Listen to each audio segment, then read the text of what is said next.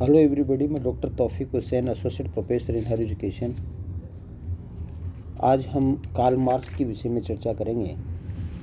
जैसा कि आप जानते हैं कि कार्ल मार्क्स है वो जर्मनी के एक प्रसिद्ध विद्वान थे और कार्ल मार्क्स है वो उन्होंने 1848 में जो कम्युनिस्ट मैनिफेस्टो लिखी, उसके कारण से वे दुनिया के अंदर है वो काफ़ी प्रसिद्धि प्राप्त की उन्होंने। और उनका जो प्रसिद्ध नारा मजदूरों के लिए कि दुनिया के मजदूरों एक हो जाओ, तुम्हारे लिए खोने के लिए कुछ नहीं है, ये जो उनका स्लोगन है वो काफ़ी पॉपुलर होता है। तो कार्ल मार्क्स है वो एक प्रकार से एक जर्मन विद्वान थे और एक तरह से उनका जो दर्शन है वो हीगल के जो विचार है उनके बिल्कुल विपरीत प्रतीत होता है। जहाँ हीगल है वो आदर्शवाद है उसके समर्थक थे, वहीं एक तरह से कार्ल मार्क्स है वो भौतिकवाद के समर्थक थे। और एक तरह से कार्ल मार्क्स कहते हैं कि मैंने हीगल के दर्शन को है वो सर के बल खड़ा हुआ पाया और मैंने उसको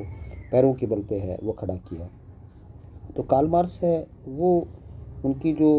प्रसिद्ध रचना की जब बात करते हैं तो द जर्मन आइडियोलॉजी है, द पॉवर्टी ऑफ फिलोसफी है, द कम्युनिस्ट मैनिफेस्टो है जो जिसकी मैंने अभी चर्चा की, वो काफ़ी प्रसिद्ध है, वो मानी जाती है। और एक contribution to the critique of political economy है, आदि जो प्रमुख पुस्तकें हैं वो इनकी मानी जाती है।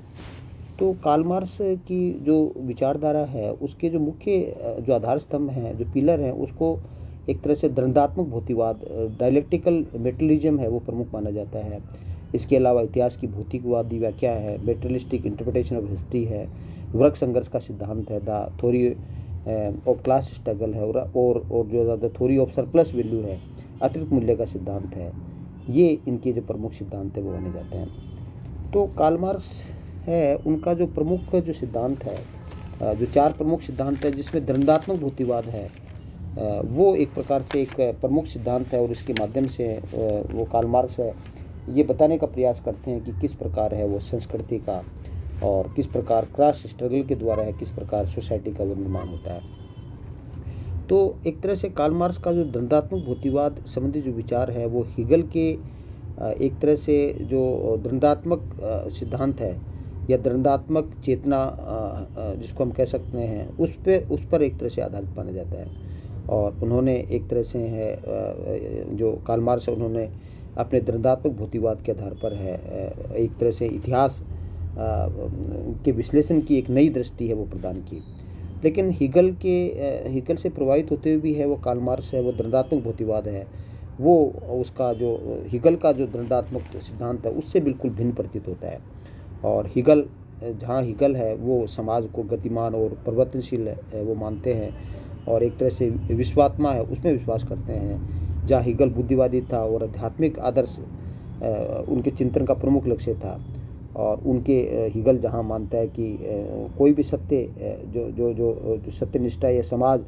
की व्यवस्था जो पारमार्थिक नहीं रहती है, प्रत्येक सत्य प्रत्येक अवस्था अपने अंदर विरुद्धों को प्रकट होने से असत्य लगने लगती है और नवीन जो एक तरह से जो परसेप्शंस है उसको जन्म देती है। तो वहीं एक तरह से जो हीगल है कि द्वंद्वात्मक प्रक्रिया है वो जैसे कि हमने पिछले व्याख्यान में चर्चा की थी कि वो 3 सोपानों का उसका उल्लेख करता है, वाद, प्रतिवाद और संवाद है। और एक तरह से हम ये कहें कि मार्क्स है वो भी एक तरह से इन 3 प्रतिवादों को स्वीकार करता है, वाद, प्रतिवाद और एक तरह से संवाद है। लेकिन जैसे कि जो जो जो जो जो मार्क्स का जो भौतिकवादी सिद्धांत है वो एक तरह से विचारों को महत्व नहीं देकर के है वो भौतिक वस्तु है उसको एक तरह से है वो उसको महत्व देता है। क्योंकि एक तरह से मार्क्स ये कहता है कि एक तरह से मार्क्स का जो भौतिकवाद है वो हीगल के आदर्शवाद के स्थान पर है वो द्वंद्वात्मक भौतिकवाद है उसका समर्थन करता है। और मार्क्स की मान्यता थी कि विचार नहीं वरन भौतिक पदार्थ इस जगत के आधार है। जहाँ हीगल है वो विचारों को है वो एक तरह से इस जीवन का आधार मानते हैं, वहीं कार्ल मार्क्स है वो एक तरह से है वो भौतिक पदार्थ को है वो जीवन का आधार मानते हैं। तो मार्क्स का जो भौतिकवाद है वो एक तरह से द्वंद्वात्मक भौतिकवाद है जो प्रकृति और समाज के अंतर्गत जो कॉन्फ्लिक्ट है, जो स्ट्रगल है उसके परिणाम स्वरूप है वो पैदा होता है।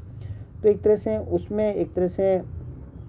यदि हम बात करें कि हीगल के विचारों में द्वंद्वात्मक चिंतन है, वो जैसे मैंने आपको बताया कि सेबाइन लिखता है कि हीगल के विचारों में द्वंद्वात्मक चिंतन है, वो शीर्षासन कर रहा था। मार्क्स ने आदर्शवादी भ्रांतियाँ दूर करके उसे प्राकृतिक स्थिति में पैरों के बल पर खड़ा कर दिया।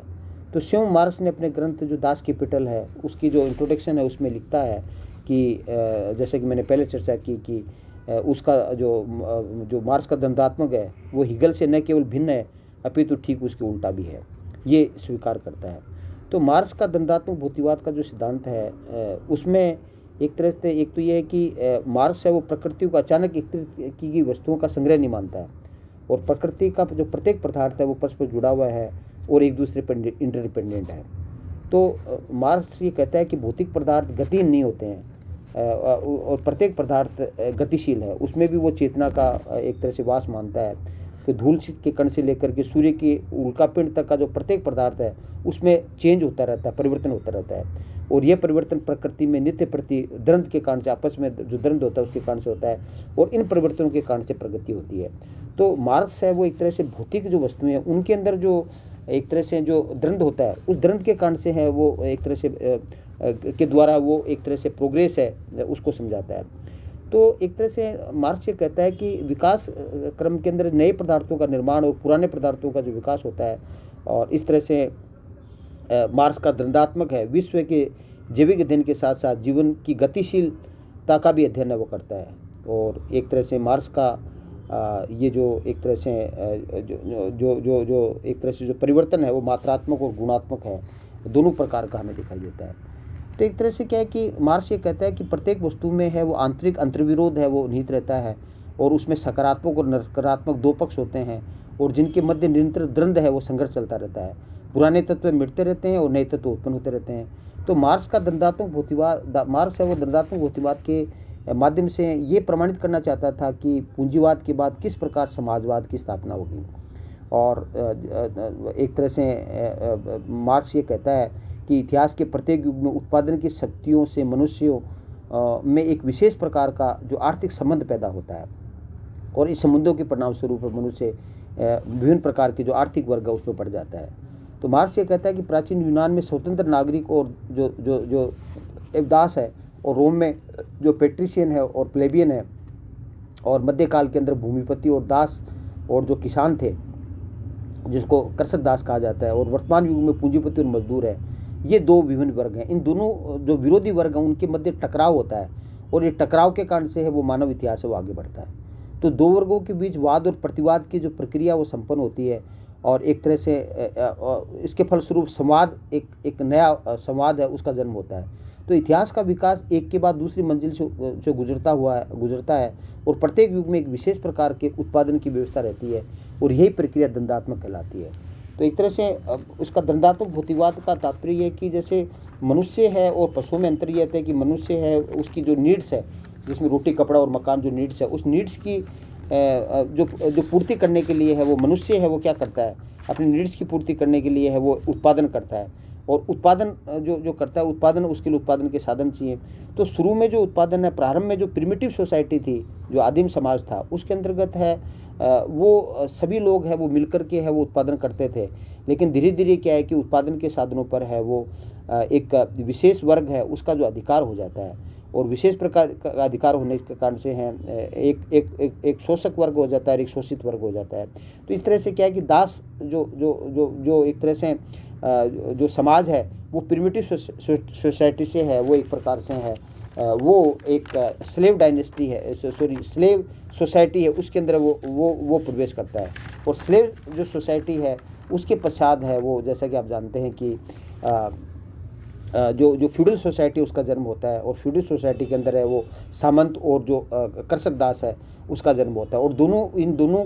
का एक महत्वपूर्ण ये होता है कि इसमें ये दोनों है वो उत्पादन के साधन कृषि थी, लेकिन जो तीसरा स्टेज है जिसमें पूंजीवादी अर्थव्यवस्था है, जिसमें पूंजीपति और मजदूर वर्ग है, इन दो वर्गों का वो निर्माण होता है। और पूंजीपति है वो एक तरह से है वो उत्पादन के साधनों पर उनका अधिकार होता है, और जो मजदूर है वो अपना श्रम बेच करके है वो कुछ प्राप्त करना चाहता है, और दोनों के मध्य जो संघर्ष होता है। और मार्क्स ये कहता है, मार्क्स न केवल इतिहास की व्याख्या करता है अपितु वो एक परिवर्तन करना चाहता है। मार्क्स का मानना था कि एक तरह से वो दुनिया को वो किस प्रकार से परिवर्तन किया जाए, तो इसके लिए वो क्या है कि इतिहास का अध्ययन करता है। और एक प्रकार से पूंजीवाद के बाद में उसका मानना था कि एक तरह से एक समाजवाद, एक नई समाजवादी व्यवस्था स्थापित होगी, जो प्रिमिटिव जो समाजवाद है, कम्युनिज्म, उससे बिल्कुल अलग होगा, और उसमें न शोषक होगा न शोषित होगा, और उसके अंदर है वो एक तरह से समतामूलक समाज होगा, और उसके अंदर राज्य है उसकी कोई आवश्यकता नहीं होगी, क्योंकि राज्य है वो शोषण का प्रतीक होता है। राज्य के अंदर है एक वर्ग है, उस पर उसका जो उत्पादन के साधनों पर अधिकार होता है, और दूसरा वर्ग है उसका वो शोषण करता है। इसलिए राज्य विहीन व्यवस्था होगी, जिसको एक तरह से हम जिसको मार्क्स है वो जो एक तरह से कम्युनिज्म है, ये समाजवाद है, उसकी वो संज्ञा देता है। तो मार्क्स का दंडात्मक भौतिकवाद के द्वारा एक तरह से वो क्रांति का समर्थन भी करता है। उसके मार्क्स के अनुसार मात्रात्मक परिवर्तन धीरे धीरे होते हैं, लेकिन गुणात्मक परिवर्तन है बड़ी तेज़ी से होते हैं, और इनके लिए वो क्रांति एक तरह से उचित होती है, न्यायसंगत होती है। तो दंडात्मक डायलेक्टिकलिज्म है, उसके अंदर मार्क्स है वो वर्ग संघर्ष को है वो अनिवार्य मानता है, और मार्क्स का ये मानता है कि आंतरिक विरोध ही संघर्ष का कारण होता है और उन्नति का मूल मंत्र होता है। और पूंजीवाद में अंतर्निहित जो विरोध है, उसमें सरबराह वर्ग और पूंजीपति वर्ग है, उसके मध्य वो संघर्ष रहता है। और मार्क्स ने दंडात्मक भौतिकवाद का जो लक्ष्य है वो ऐसे समाज की स्थापना करना है जिसमें न कोई वर्ग विभेद होगा और न ही कोई है वो शोषण होगा, और जो अंतिम संवाद होगा उसमें कोई भी प्रतिवाद जन्म नहीं लेगा, और इस प्रकार वर्गहीन समाज है जिसमें कोई क्लास नहीं है की स्थापना होगी, और इस तरह से वहीं दंडात्मक की जो प्रक्रिया वो रुक जाएगी। तो मार्क्स है वो समाज की जो प्रगति है और एक तरह से समाजवाद की जो कल्पना मार्क्स वो करता है कि पूंजीवाद के बाद में पूंजीवाद एक अच्छी व्यवस्था नहीं जिसमें शोषण पर आधारित व्यवस्था है, और इसके बाद में एक समाजवादी व्यवस्था स्थापित होगी जिसमें वर्गहीन है और राज्य विहीन है वो समाज की स्थापना है वो एक तरह से होगी। तो मार्क्स का दंडात्मक भौतिकवाद का जो सिद्धांत है वो एक तरह से उसकी अनेक रचनाओं के अंदर वो बिखरा हुआ मिलता है, और हम ये कह सकते हैं कि मनुष्य सामाजिक उत्पादन का कार्य करते समय एक निश्चित प्रकार के जो एक संबंध स्थापित कर लेता है, और यह संबंध मनुष्यों की इच्छा से स्वतंत्र होते हैं और भौतिक तत्वों की विकास की एक विशेष अवस्था से प्रभावित होते हैं, और इन संबंधों के संपूर्ण योग से समाज का आर्थिक ढांचा बनता है और उसकी वास्तविक नींव है वो होता है। जिस प्रकार वैधानिक और राजनीतिक व्यवस्थाओं का निर्माण होता है उसी ढांचे के अनुरूप मनुष्यों की सामाजिक चेतना के निश्चित रूप होते हैं। मनुष्य का जीवन उसकी चेतना से निर्मित और निर्धारित नहीं होता, अपितु उसके सामाजिक जीवन से चेतना बनती है। तो समाज के विकास में एक ऐसी अवस्था आ जाती है जब उत्पादन के भौतिक तत्व है और संपत्ति विषयक संबंधों के बीच है वो संघर्ष उत्पन्न हो जाता है, और जब सामाजिक क्रांति इससे सामाजिक क्रांति है उसका प्रारंभ होता है। तो मार्क्स वो कहता है कि कोई भी सामाजिक व्यवस्था तब नष्ट होती है जब उत्पादन के तत्व पूर्ण रूप से विकसित हो जाते हैं, और उत्पादन के नए उच्चतर जो संबंध है वो तब प्रकट होते हैं जब पुराने समाज में उसके अस्तित्व के लिए कोई आवश्यक भौतिक परिस्थितियाँ वो परिपक्व हो जाती हैं। तो मनुष्य जाति की उनकी समस्याओं को अपने एक तरह से जिसका जो सॉल्यूशन है वो अपने हाथ में ले लेती हैं, और जो एक तरह से हम ये कह सकते हैं कि दंडात्मक प्रक्रिया के विकास में एक आंतरिक प्रक्रिया एक तरह से आंतरिक प्रक्रिया हम कह सकते हैं, और समाज में उत्पादन की शक्तियाँ पहले पूरी तरह से विकसित हो जाती हैं और उसके बाद ही उसमें दंडात्मक परिवर्तन है वो आता है। तो इस तरह से कार्ल मार्क्स का जो सिद्धांत है वो एक तरह से है वो दंडात्मक भौतिकवाद है, वो कार्ल मार्क्स का एक महत्वपूर्ण सिद्धांत माना जाता है, जो कि हीगल के दंडात्मक सिद्धांत से है वो बिल्कुल भिन्न है। हीगल है वहाँ जहाँ पर विचारों की बात करता है कि एक विचार के विपरीत है वो विचार उत्पन्न होता है और इस तरह से है वो समाज की उत्पत्ति होती है। वहीं जो कार्ल मार्क्स है वो भौतिक तत्व है उसका सहारा लेता है, और कार्ल मार्क्स ये कहता है कि भौतिक तत्व उसके अंदर भी निरंतर परिवर्तन होते हैं, और एक तरह से जो उनमें जो विभिन्न वर्गों के मध्य आपस में संघर्ष होता है, और संघर्ष से जो वाद प्रतिवाद और संवाद की स्थिति पैदा होती है उससे एक नए प्रकार के समाज है उसका विकास होता है। तो थैंक यू। जय हिंद, जय भारत।